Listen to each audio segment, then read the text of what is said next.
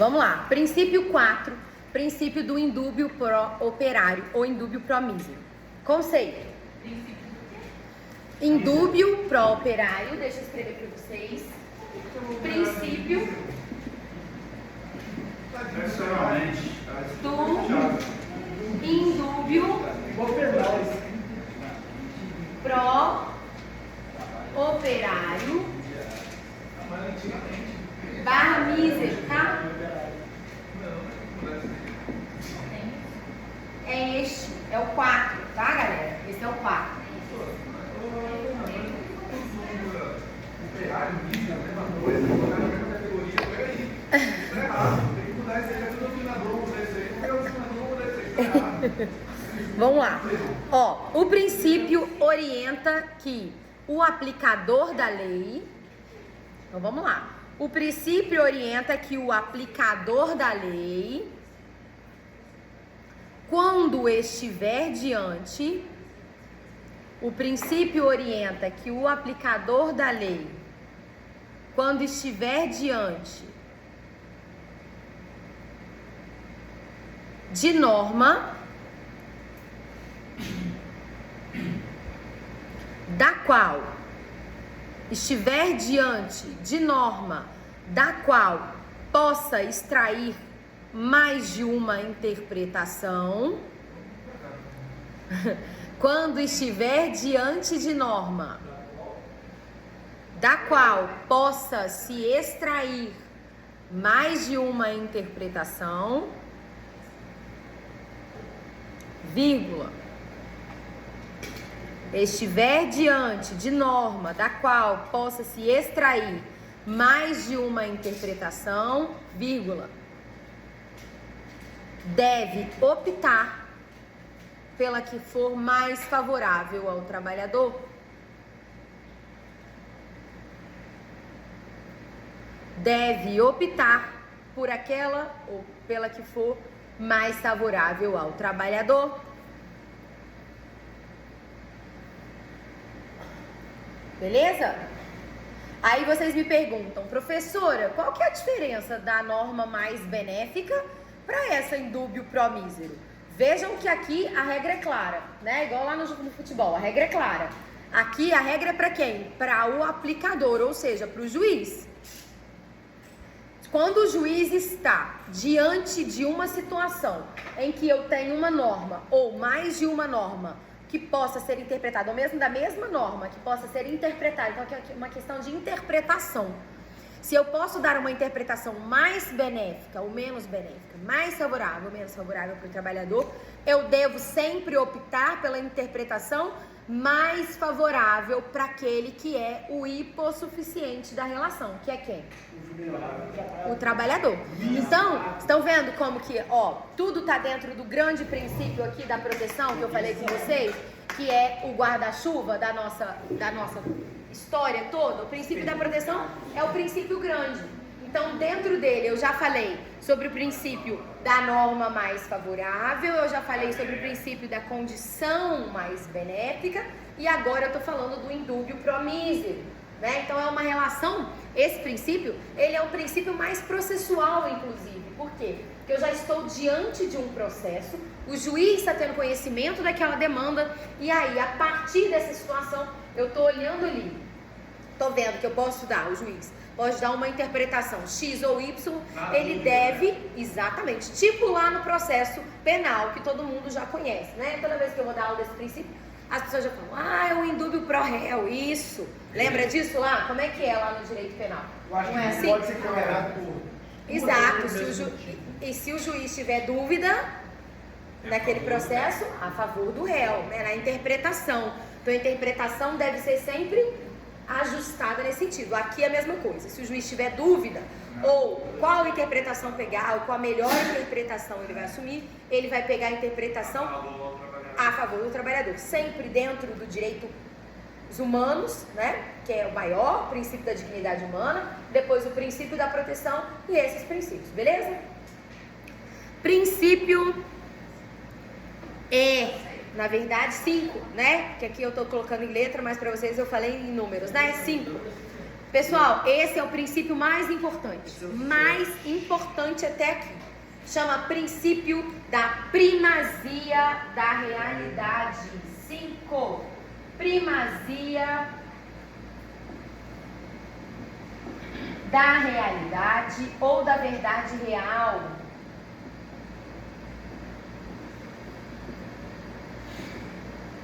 O que significa isso? O que vocês acham? Primazia da realidade ou princípio da verdade real?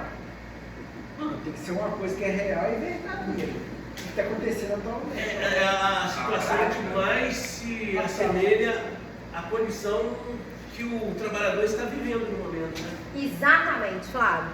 Gente, aqui o direito do trabalho ele persegue o tempo inteiro a realidade. Então, se juntei um documento nos autos, se eu tenho algum tipo de prova, por exemplo, caso chave aqui, a CLT. Juntei a CLT, que é o documento da relação de emprego. Lá na CLT está dizendo que o trabalhador praticava, por exemplo, a função de ajudante de loja ou atendente. Entretanto, as testemunhas, os vídeos, os e-mails do gerente para ele sempre determinavam que ele também fazia função de caixa. Aonde eu vou acreditar, ou no que eu vou acreditar, ou no que o juiz vai acreditar e vai deferir?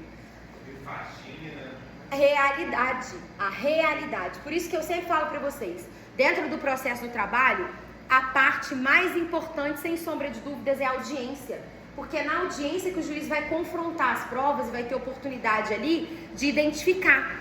Vai fazer oitiva das partes, das testemunhas. As duas partes, as oitivas, juntamente confrontando com os representantes da empresa, junto. As testemunhas não. As testemunhas não entram na hora da audiência, só quando são chamadas.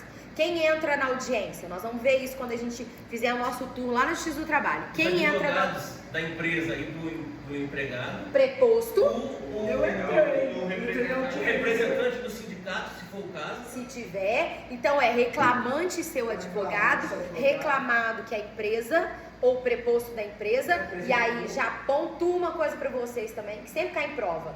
Seguinte, precisa de ser funcionário da empresa para poder representar a empresa numa audiência trabalhista? Não. Preciso de, Carol já sabe, a gente já fez essa questão da OAB na sala. Preciso de conhecer os fatos, tá? Preciso de conhecer os fatos. Então, se era uma pessoa que era terceirizada, mas ela conhecia mais da realidade do que o gerente, do que uma pessoa, o dono da empresa e tal, quem é que vai representar aquela empresa em audiência? O preposto, que vai falar em nome da empresa.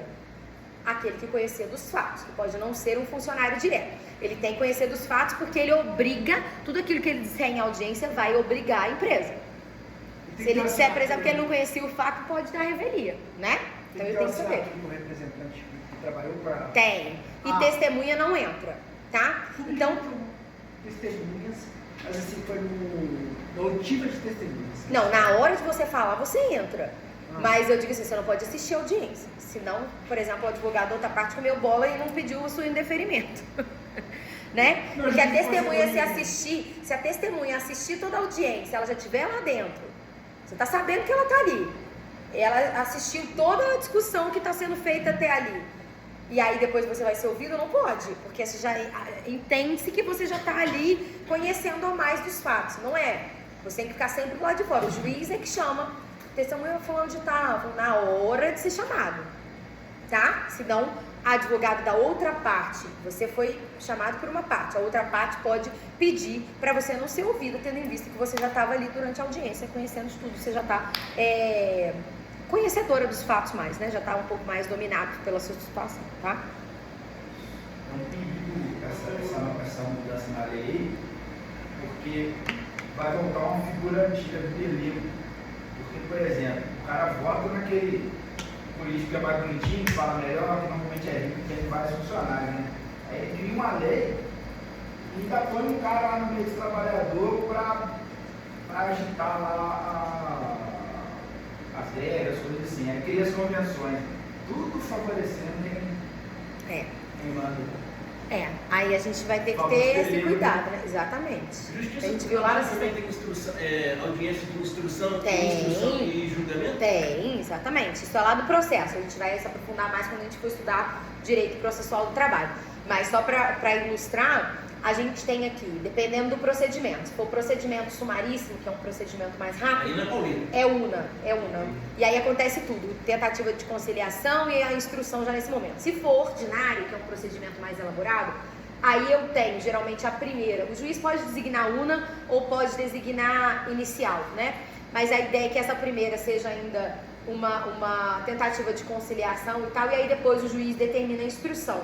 Sobretudo se for necessário que haja perícia, no caso, quando tem adicional de insalubridade. Aí eu preciso do tempo para fazer a perícia, para o perito conhecer dos fatos e depois chamar para audiência de instrução, porque aí ele pode, perito ou alguma testemunha, enfim, ser ouvida nesse momento, tá? Então, por isso que a gente fala que no processo do trabalho, no direito do trabalho de maneira geral, o mais importante é o princípio da primazia da realidade. E a gente utiliza isso, gente, o tempo inteiro. No processo do trabalho, no direito do trabalho, o processo ele gira muito fortemente por força dos princípios. Eu vou dar um olhar do artigo da Constituição, ou da CLT, ou de uma norma de convenção coletiva, mas sempre passando pelo filtro dos princípios. Então, e o princípio esse da realidade aí, ele visa mostrar os fatos, as provas conforme aconteceu. Exatamente, eu tenho sempre que olhar. Outro exemplo que eu dou para vocês, eu tenho sempre que olhar a realidade dos fatos. O que acontece? Reclamante, que é o trabalhador, entrou na justiça pedindo horas extras, tá? Quem é que detém o controle de ponto? O que é o controle de ponto? Aquele horário que entra e sai da empresa, beleza? Quem detém o controle de ponto? A empresa, né? O trabalhador não tem. Então ele não tem como provar ali. Ele está alegando isso, mas ele pode às vezes tentar provar com uma testemunha e tal, mas quem detém o poder do controle de ponto é a empresa. Então a gente vai pedir a inversão do ônus da prova, ou seja, eu vou pedir para a empresa juntar nos autos o controle de pontos. Aí a empresa junta. Quando ela junta a inversão no ônus da prova lá do Código de Defesa do Consumidor, também tem isso, exatamente. Aí ela junta, a empresa junta o controle de pontos, e aí eu olho no controle de pontos, quando eu pego lá o controle de pontos da empresa, a gente chama de controle de pontos britânico. Tá lá, mesma hora de entrada, mesma hora de saída. 8,000, outro 2,00. Todo dia o trabalhador chegou às 8 da manhã e saiu às 17 horas. 17 horas. Existe isso, gente? A gente sempre consegue chegar no mesmo horário imediato e sair? Não. Sempre 1 minuto a mais, 2 minutos a mais, eu não posso exceder 5, né? Ou 10 no montante do dia, né? 5 e 5, 5 na entrada, 5 na saída, ou 10 durante o dia todo. Mas e dependendo se eu tiver essa diferença de horário, inclusive isso pode ser descontado e tal, né? Como também no descanso semanal remunerado que eu falei pra vocês. Mas isso a gente chama de controle britânico. O que é controle britânico? O ponto britânico é considerado fraude no Justiça do Trabalho. Porque a gente entende que ninguém chega sempre na mesma hora e sai na mesma hora. Então, se o trabalhador assinou sempre na mesma hora e saiu na mesma hora, é porque ele não fez isso de maneira correta. Ele não assinou aquilo, ele realmente não estava entrando naquela hora, não estava saindo naquela hora. Então, quando o ponto está assinado assim, se presume que houve fraude, que realmente não aconteceu isso. Ele não entrou sempre na mesma hora e saiu sempre na mesma hora. Houve, na verdade, uma fraude do ponto. E se há uma fraude do ponto, aquela prova que estava ali correta não vai valer. Vai valer o quê? Aquilo que foi alegado pelo trabalhador. Então, a prova que a gente tinha para constituir não conseguiu ter êxito, porque o controle é fraudulento. Então, vejam que a prova documental, vale menos do que a realidade. O que eu vou provar aqui? Por isso que as testemunhas aqui são muito importantes, né? A realidade, eu vou sempre buscar a realidade do contrato de trabalho. Às vezes acontece também do reconhecimento da relação de emprego. Aí a pessoa fala, não, mas eu não posso entrar no X do trabalho, eu não tenho vínculo de trabalho, porque eu não tinha carteira assinada. Isso importa? Não importa. Importa se você trabalhou para aquela pessoa, com as características da relação de trabalho, que a gente vai falar, né? Que é o SHOPA, que a gente fala, que é subordinação, onerosidade, habitualidade, pessoalidade e alteridade, né? Vou passar para vocês isso na aula que vem. Mas os requisitos da relação de emprego têm que estar presentes. Se estão presentes os requisitos da relação de emprego, não interessa se houve uma carteira assinada ou não. Na verdade, o que eu estou pedindo na justiça é para que esse documento seja feito de maneira real, ou seja, eu preciso que assine e o juiz vai determinar que a empresa assine um contrato de trabalho, a empresa ou a pessoa física que contratou aquela pessoa. Entenderam? Então a busca nossa aqui é sempre pela verdade real, pela realidade do que havia no contrato e não só pela prova. Então, ainda que na prova, na carteira de trabalho, esteja lá dizendo que a pessoa é vendedor, se a gente consegue provar com testemunha, com vídeo, com mensagem do gerente determinando a pessoa fazer o trabalho de caixa, o que vai valer? Vai valer a carteira assinada? Não, vai valer a realidade. O que eu quero provar na realidade, beleza? Pessoal, esse aqui, então, vou colocar mãozinha nele. Isso, estrelinhas, coraçãozinho e já podem botar, vai cair na prova, tá? Tenham certeza disso. Esse princípio vem na prova de vocês, tá? Eu posso dizer que os fatos vivenciados prevalecem acima da Isso, exatamente, tá? Ó, eu vou ditar aqui um conceitinho também para ajudar vocês. Conceito do princípio da primazia da realidade.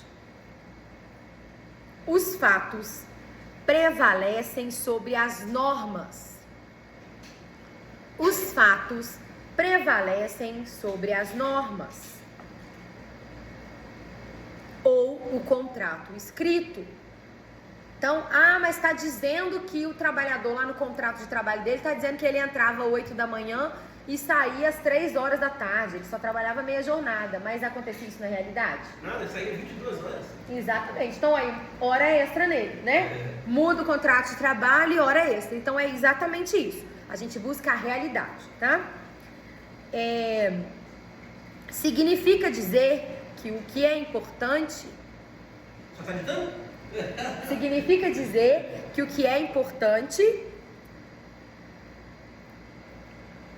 é o fato que aconteceu. Significa dizer que o que é importante é o fato que aconteceu e não só o que está escrito. E não só o que está escrito.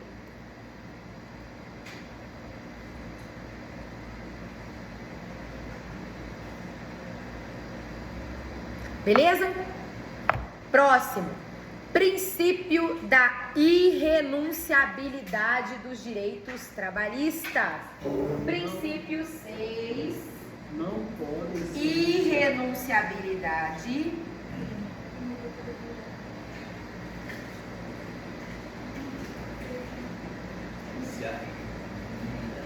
dos direitos trabalhistas.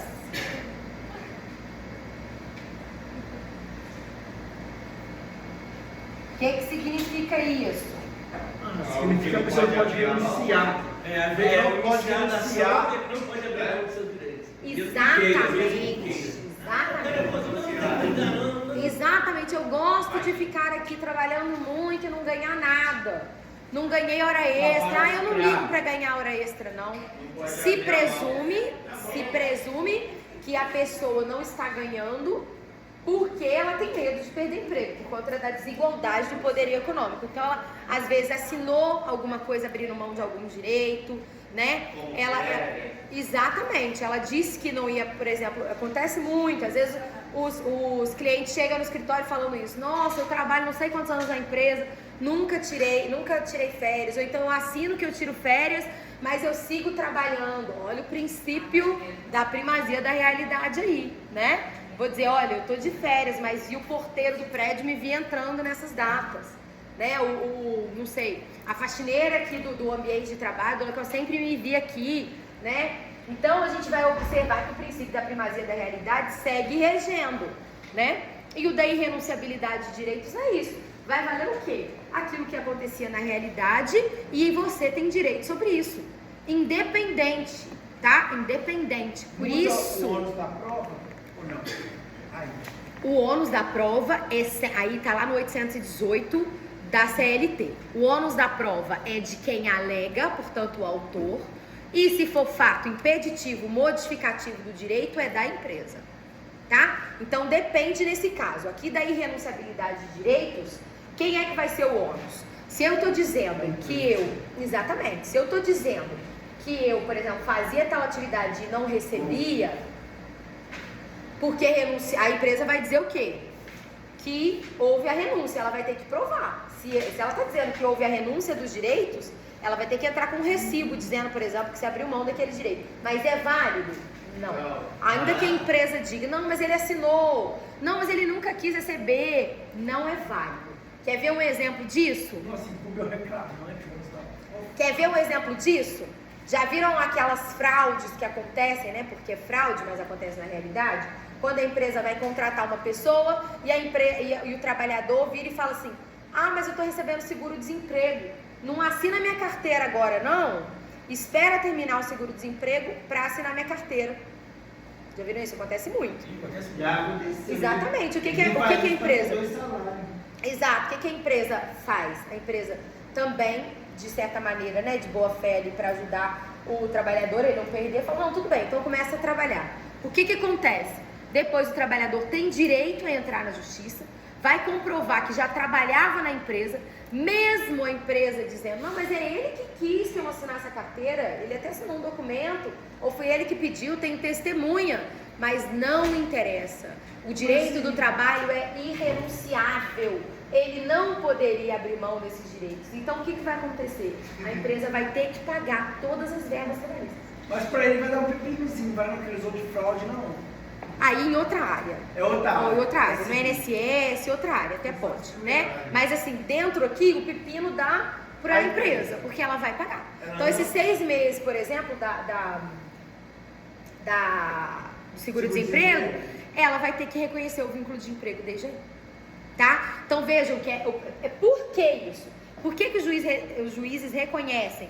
Por conta do princípio da irrenunciabilidade de direitos. Se entende que o trabalhador ele é hipossuficiente e se ele abriu mão de algum direito, ele abriu mão porque ele não sabia, porque ele ficou com medo, exatamente, de perder o emprego, porque estava precisando. Então ele falou, não, melhor eu garantir isso aqui e falar que eu não quero receber hora extra do que eu não garantir o meu emprego.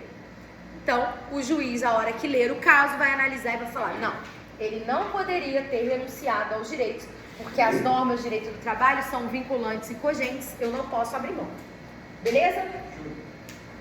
Próximo princípio. Conceito, né? Aí eu posso colocar... Conceito, eu já falei pra vocês, não? Aí eu posso Não. colocar aqui que o trabalhador não pode abrir mão do direito garantido por lei, como fez o salário mínimo. Isso, tá? Qualquer direito. Sejam os garantidos na Constituição no artigo 7º, sejam os garantidos na CLT, tá? Conceito. Este princípio informa.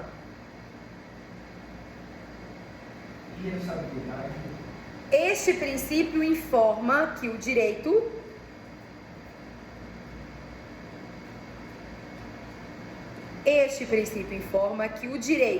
não reconhece que o trabalhador abra mão de direitos. Este princípio informa que o direito não reconhece que o trabalhador abra mão de direitos reconhecidos a seu favor. Você já passou o princípio da continuidade? Vou agora. Vou falar dele agora.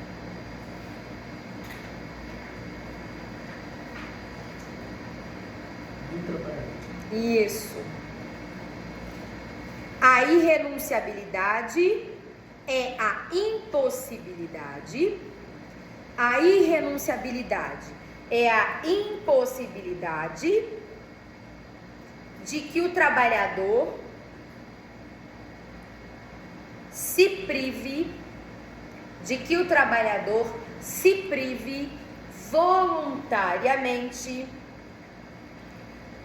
É a impossibilidade de que o trabalhador se prive voluntariamente dos direitos garantidos na CLT.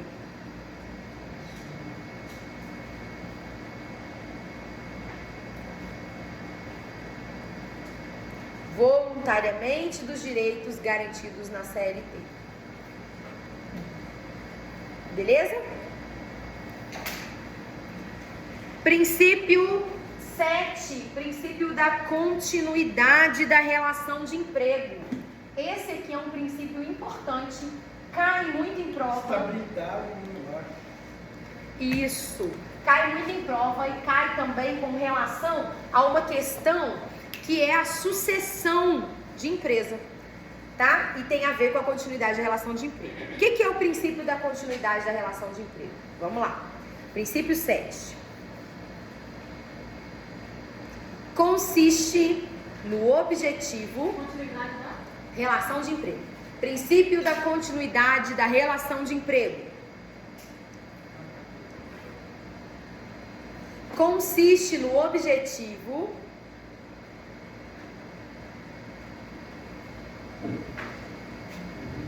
de que as normas trabalhistas consiste no objetivo de que as normas trabalhistas devem dar, consiste no objetivo de que as normas trabalhistas devem dar ao contrato de trabalho,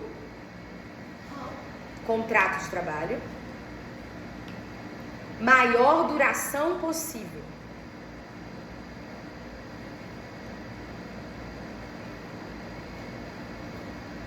Maior duração possível.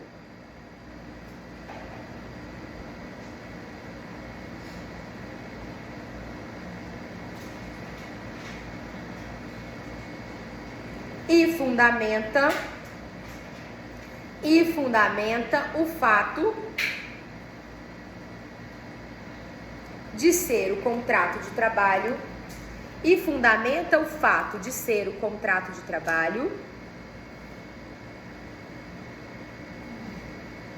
de trato sucessivo, vírgula.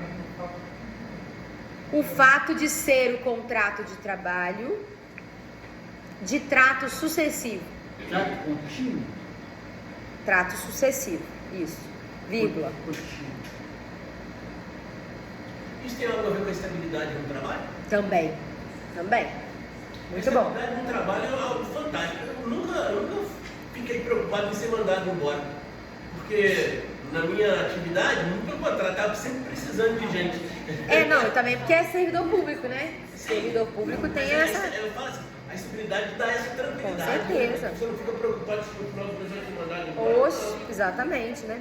Então, peraí que eu não terminei não. Então, ó, de trato sucessivo, vírgula, que não se esgota com a execução,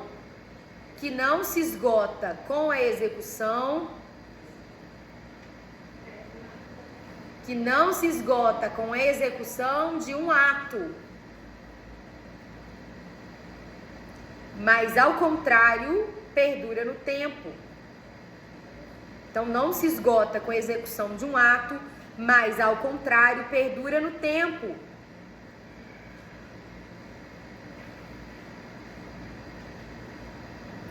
Vírgula, regulando obrigações que se renovam. Então, vamos supor, tive mudança no contrato, já surgiu a palavra, tive mudança no contrato de trabalho. Eu vou mudar aquele trabalhador do local onde ele vai trabalhar, vou mudar a jornada de trabalho, tudo isso eu faço um adendo ao contrato de trabalho, mas eu não extingo o contrato de trabalho.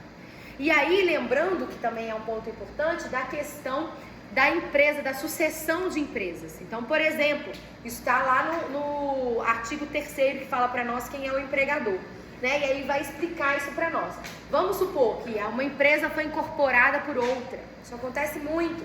E aí os trabalhadores ficam morrendo de medo. A rede BH, ela incorporou a rede... Bretas, né? Você consulte, né? É Verdade. E aí, quando acontece isso, os trabalhadores geralmente procuram a gente e perguntam: e aí, nós vamos ser mandados embora? Porque a outra, e se a empresa não quiser ficar com a gente? Gente, não finaliza por si só o contrato de trabalho na sucessão de empresa. Então, se um grupo econômico incorporou outro, se uma empresa assumiu outra, tudo aquilo vai junto para nova fechar, gestão. tá? Exatamente, os trabalhadores e tudo mais. Ah, mas aí a empresa chegou e ela quer tirar aqueles trabalhadores porque ela quer colocar outros trabalhadores. Sim, ela pode até mandar embora, não há problema, ela vai mandar demissão sem justa causa. E aí o trabalhador tem direito a tudo, né? Mas não, o que eu quero dizer para vocês é que a simples sucessão de empresas e do gestor da empresa não faz com que acabe o contrato de trabalho. Se quiser, Mesmo mudando os polos, porque vocês entendem? Mudou o polo. Geralmente você Porque manda aí, trabalha no caso, para é a X, empresa. o trabalhador trabalhava para X, de repente ele vai trabalhar para Y. Mudou o polo, né, da empresa. Isso não faz com que o contrato de trabalho se extinga. Tem uma alteração do trabalho, mas se eu quiser continuar trabalhando para a empresa e a empresa quiser continuar comigo no trabalho, né, isso pode acontecer. Exatamente, tá? Então, se a empresa depois quiser mandar o trabalhador embora, vai ter que mandar embora isso sem justa causa, tá? Que tem direito à multa do FGTS, tem direito a todas as verbas indenizatórias e salariais, tá? E quando o empregador está se afastando, se afasta e volta para a empresa e a empresa manda embora, entra esse princípio da animação? Aí depende do caso, porque se a pessoa tiver estabilidade não pode ser mandada embora, também pode pensar no princípio da continuidade da relação de emprego. Se a pessoa não tiver estabilidade, a empresa pode mandar embora, mas dependendo do porquê mandou embora, pode incidir uma questão aí discriminatória. Às vezes, tipo assim, geralmente quando as pessoas ficam afastadas no INSS e voltam à empresa manda as pessoas embora. Exatamente. Aí depende do caso, a gente tem que analisar o caso para ver se cabe o princípio da continuidade da relação de emprego. Por exemplo, que o trabalhador às vezes queria continuar trabalhando, né? Mas entraria outro princípio ou não? Não, aqui depende do caso, né? De quem a gente vai alegar e de quem que a gente está defendendo nesse caso, né? Porque vamos supor que o trabalhador ele saiu por um afastamento de um adoecimento profissional.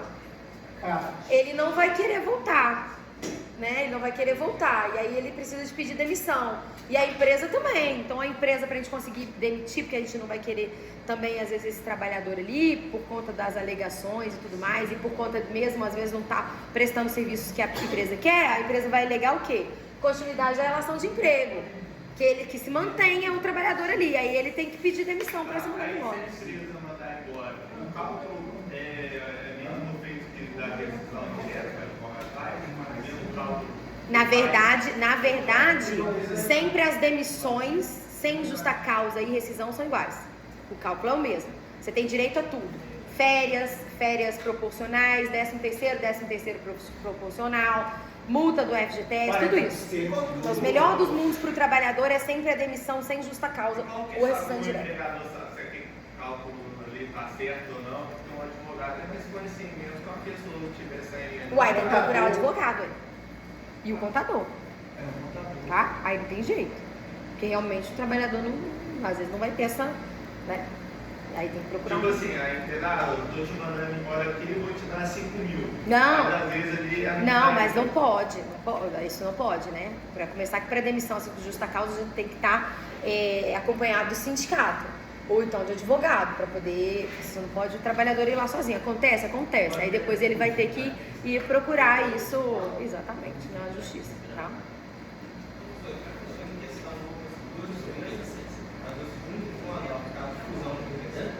Mesma coisa. Continuidade da relação de emprego.